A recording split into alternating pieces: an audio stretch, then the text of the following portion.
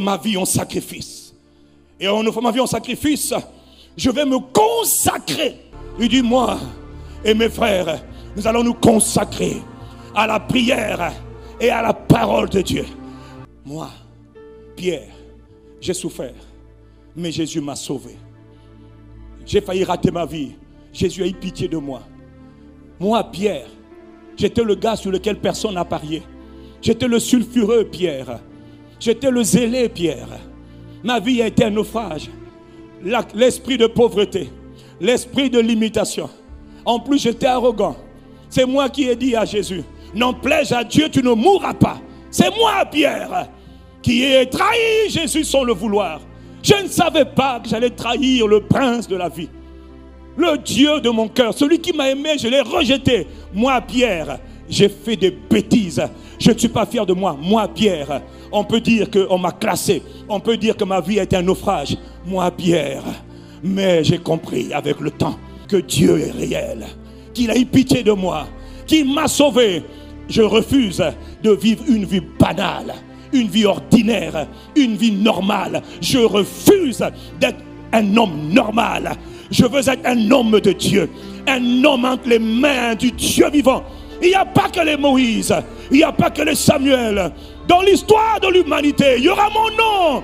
On m'appellera Pierre. Pas instable, mais solide. Et pour cela, Pierre dit, je vais vivre une vie en me consacrant à la prière et à la parole. Pierre a dit, ouais, j'ai foiré le commencement. Comme quoi, hein, on peut mal commencer, faire des grosses fautes, mais se relever et se consacrer en sacrifice vivant, consacré, agréable à Dieu. Tu veux vivre une vie de sacrifice? La vie, c'est le temps. Le temps, c'est la vie. Quand tu offres ton temps à Dieu, tu offres ta vie à Dieu. Il dit, moi, avec mon temps là, je vais consacrer, il dit bien, continuellement à la prière. Comme Pierre dit, nous allons nous consacrer. Il n'a pas dit que Dieu m'a dit de me consacrer. Il a dit, je vais me consacrer. Parce que je suis rentré en alliance avec un être spirituel. Et je vais donner le meilleur de moi. Je m'offrirai à Dieu. Parce que j'ai besoin de Dieu. Quand Jésus dit, les hommes doivent toujours prier. Il n'a pas dit les jambes élevées, les jambes... Non, il n'a pas dit l'activité. Il a dit que tu dois devenir un homme spirituel. Un homme spirituel, c'est un homme qui prie, qui bâtit ce qu'on appelle un hôtel de prière. C'est un homme qui a des habitudes de prière. C'est un homme qui est attaché à la prière. Oh, où sont ces hommes? Quelle que soit ta fonction, quelle que soit ton occupation, il y a deux activités prioritaires dans le spirituel que tu ne dois jamais négliger. C'est la prière et la parole. Et tu vas dire, mais lui il était apôtre. On n'a pas besoin d'être apôtre. Il n'était pas d'abord appelé apôtre. C'est d'abord un homme ordinaire. Dieu ne cherche pas des apôtres. Dieu cherche des vases. Dieu cherche des instruments. Il ne cherche pas des gens avec mandefo, avec la barbe. Il ne cherche pas des anciens, des assistants pasteurs, des pasteurs. Il cherche des hommes. Est-ce que je parle à quelqu'un? 1 heure de prière, c'est le strict minimum qu'un homme doit faire. S'il est marié, il doit faire 1h30 de prière. S'il a un enfant, 2 heures de prière. 2 enfants, 2 heures et demie de prière. 3 enfants, 3 heures de prière. C'est une décision personnelle. Je prends mon temps. Au lieu d'utiliser mon temps pour suivre, je ne sais pas quel film ou quelle série de Netflix, je prends mon temps. Je veux le investir dans la prière. Et j'ai plusieurs types de temps dans la prière. J'ai des temps où je veux passer mon temps à contempler Dieu. J'ai des temps où je veux passer mon temps à bâtir mon esprit. Des temps où je prie seulement en langue. 1 heure, 2 heures, 3 heures, 4 heures. Est-ce que je parle à quelqu'un? Les gens bien qui n'ont rien fait, qui vont à l'église, qui prient. Oh, 1 demi-heure, pasteur, c'est vraiment beaucoup. Oh, 1 demi-heure, t'inquiète pas. Quand le malheur va tomber sur toi, tu chercheras quelqu'un. Que Dieu fasse qu'il n'y ait personne. Parce que tu es responsable du malheur qui arrive. Beaucoup de choses arrivent, c'est toi-même le responsable. Pourquoi? Il t'avait dit, offre-toi, que je te remplisse de ma présence et de ma puissance. Tu n'as pas fait. Faut arrêter. Génération des jeunes là. Pasteur, imposez-moi les mains. Toto, Zoba. Imposez-moi les mains, imposez-moi les mains. Je dis pourquoi? Priez pour moi, pasteur. Dites un mot pourquoi. Dites-moi pour que je sois comme vous. Ah bon? Tu es sûr? Aucune imposition des mains ne peut te donner certaines sanctions. Non. C'est comme quand on prend l'eau, on met sur ta tête. T'inquiète pas. Dans 2 jours, même si c'était de l'eau dure, l'eau là va partir. Même les glaçons finissent par fondre. Tout ce qu'on te donne par imposition des mains, si tu ne sais pas comment faire pour le multiplier, pour le garder, tu vas le perdre. Prends de l'huile, on met sur ta tête le matin, le lendemain, l'huile a disparu. Ah oui, mais c'était l'impactation. Toute impactation ne reste pas. Faux. D'ailleurs, la plupart ne demeurent pas. Pourquoi? Tu es incapable de le garder. On peut te donner un gros colis, mais encore faut-il le garder. Là, tu t'amuses. Et il court d'église en église. Je veux votre onction. Quelle onction tu veux? Paye le prix. Offre-toi toi-même à Dieu en sacrifice vivant, saint et agréable à Dieu. Il y a des gens spécialistes des rapports sexuels. De coucher, comme on dirait, en tir mitraille. Tu tires sur femme, tu tires sur homme. Je te dis, pasteur, priez pour moi. Cette génération veut la facilité. Alors qu'il faut se consacrer à Dieu. Moi, je te parle parce que je t'aime. Pour que tu te consacres à Dieu. Pourquoi je parle de la prière? Parce que j'ai compris, et je comprends encore mieux, que non, les amis, si on ne prie pas pour nos pays, si on ne prie pas régulièrement, il a dit, nous nous consacrerons continuellement. Le plus gros problème que Dieu a chez toi, chez nous tous là, c'est la consistance. Au mois d'avril, tu étais chaud bouillant, chaud.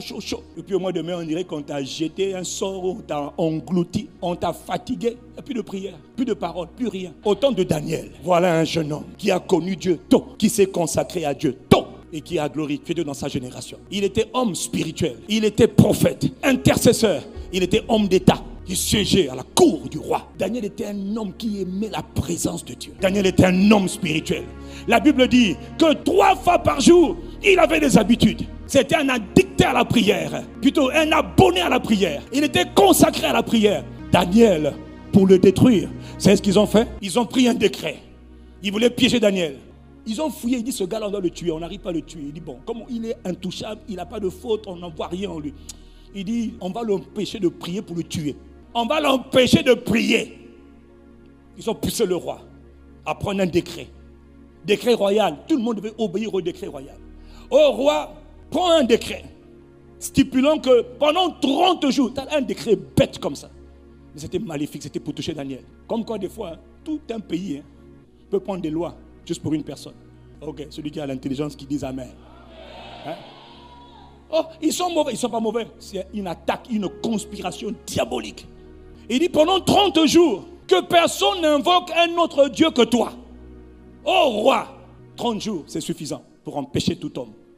Pour détruire la vie spirituelle d'un homme, c'est 30 jours. Tu as entendu? Comment toi tu fais alors? Même 3 jours sans prier, tu es déjà mort. 3 jours sans prier, tu vas voir. J'ai déjà fait ça, ne t'inquiète pas, donc on est ensemble. Entre les voyages, 3 jours, impossible de prier. Mon frère, 4e jour là, pour prier. Hey, même pour prier un quart d'heure, c'était un miracle. C'est là que j'ai compris que la grâce la plus merveilleuse, c'est la grâce de se tenir devant Dieu. C'est la grâce de la prière. La prière n'est pas un nom spirituel. Il y aura des jours où tu n'auras pas envie de prier. Il faut prier. Il y aura des jours où tu n'auras pas la force de prier. Il faut prier. Il faut dire à Dieu, consume-moi. Fais-moi grâce de désirer ta présence plus que tout. Donne-moi un cœur qui te désire plus que tout.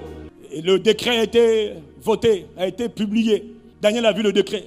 Daniel a dit, ok, la Bible dit. Il se retira dans sa maison. C'était un spécialiste des retraites.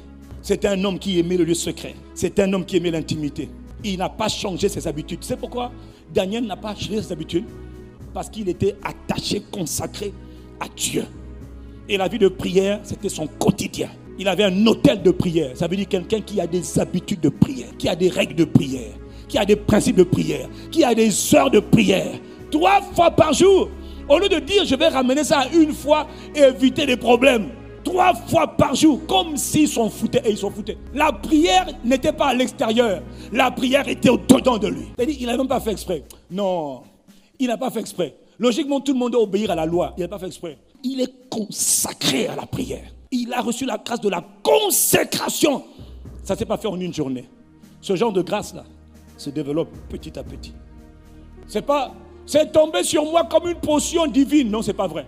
On m'a imposé les mains 1 fois, puis plus jamais. Non, ce n'est pas vrai. Sans la puissance d'une vie consacrée à la prière, frère, tu ne tiendras pas. Même ta propre vie, tu ne tiendras pas devant les forces maléfiques qui attaquent les familles, attaquent les territoires. Il y a des esprits terribles qui contrôlent la terre. Pour les échapper. Et toi, tu veux te limiter à prier. J'ai prié 1 demi-heure, j'ai prié 1 heure. Frère, 1 heure là, c'était hier. Augmente le niveau. Ce que je te dis, c'est pour ton salut. Parce que les forces maléfiques deviennent de plus en plus redoutables. Elles sont déterminées à détruire la jeunesse, à détruire les adolescents, à détruire les enfants, à voler, tuer, détruire même les adultes et les vieillards. Personne n'échappe à leur domination, à leur massacre, à leur méchanceté, leur cruauté et leur cupidité. Seuls ceux qui arrivent à dégager une énergie spirituelle suffisante par la prière sont capables de résister.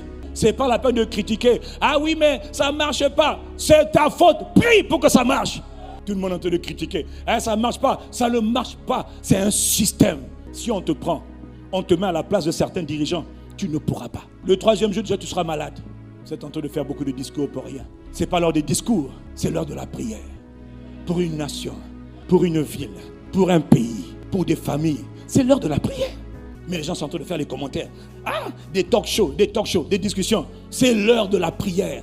Les hommes spirituels savent que quand ça va mal et quand ça perdure, on ne commente pas, on met le genou.